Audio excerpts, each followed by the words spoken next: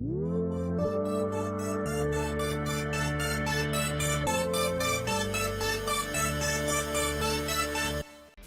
Atascocita facing Plano High at Concordia University in Austin for the Region 2 title. After winning a wild game 1 in extra innings, the Eagles had a chance to finish off the Wildcats and punch their ticket to nearby Round Rock in this best-of-3 game baseball series. The Eagles sent Anthony Pagano to the mound in the closeout game that had more twists and turns than a Stephen King novel.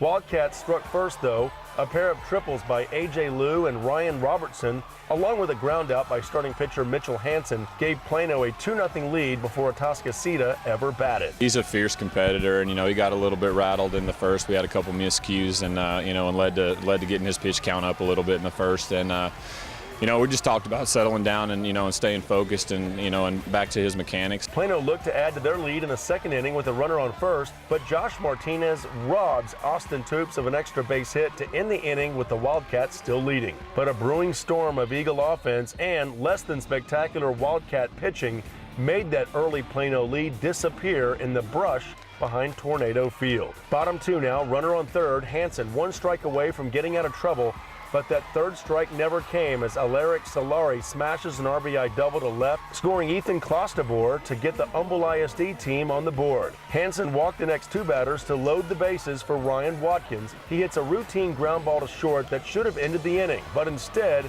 Robertson's throw is badly off the mark and 2-run score off the E6. The Plano defense does throw Martinez out at home, however. The Wildcat mistake gave the Eagles a 3-2 lead. Those 2 runs would cost Plano dearly later. Anytime a team is going to give you extra outs, you got to capitalize on that. We try to take care of the ball, not only defensively but offensively, and by moving over runners and and putting the ball in play and adding pressure, we were able to scratch out some runs. As night fell, the stadium grew louder and louder.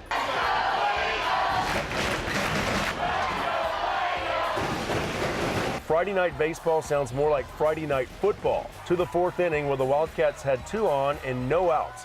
Pagano in trouble, but he uses a perfect pickoff move. Kenneth Tabor caught in a rundown and was eventually tagged out by the second baseman Solari. The putout goes 1-6-5-4 for those of you scoring at home. Plano's Quinn Waterbury watched it all from home plate. On the ensuing pitch, he grounds it to third, the flip to second for the force, but the runner is called for interference, which means Waterbury is called out. So the Eagles are out of trouble, and Plano skipper Rick Robertson is not happy with the call. Pagano went 5 2/3 innings, allowing only 2 hits after the first. I was just trying to throw strikes, let them hit it, let them put the ball in play, let my defense work, and that was really all it is. We had one little error in the beginning of the game, but that's okay. That's what we want. We want to put the ball in play, and we want to get outs.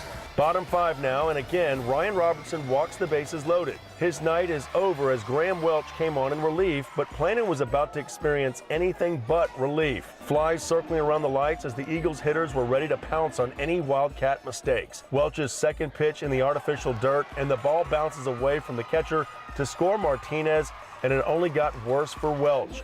He walked Pagano to reload the bases and then walks Keo Sturbor, forcing in Watkins to make it 5-2 Eagles and another Plano pitching change. The Wildcats pitching issued 7 free passes in the game. We got in trouble because we didn't throw strikes. We made some mistakes, let too many, gave up too many walks, gave up some hits. Now it was Cameron Copeland's turn to try and end the damage. But first, let's flash back to player introductions. Junior first baseman Jonathan Higginbotham makes the home run swing motion. Now back to the 5th. He's at the plate and hits a high fly ball.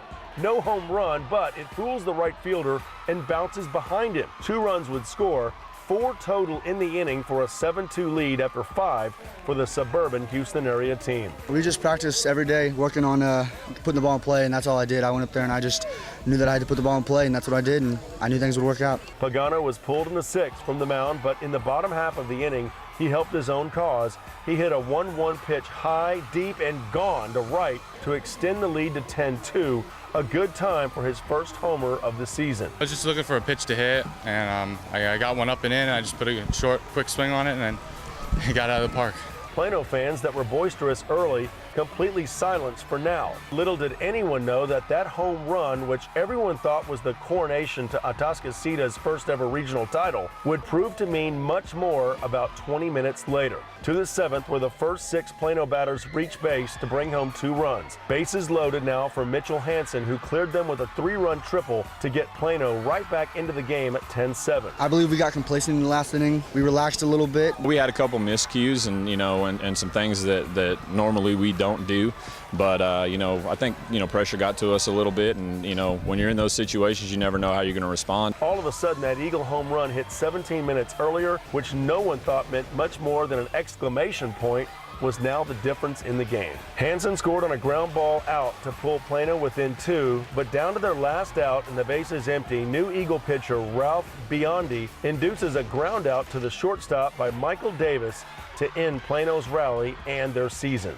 Atascocita players celebrating the 10-8 win. Those 2 runs scored off a Plano error in the second came back to haunt the Wildcats and helped the Eagles reach the Final Four for the first time in the 8-year history of the program. Once we were able to calm down a little bit, we had some better approaches and we cleaned some stuff up, in the middle of the game defensively, and were able to score some runs to put us out to a bigger lead. I'm proud of them. I'm disappointed. I'm not disappointed in them. I'm disappointed we didn't win.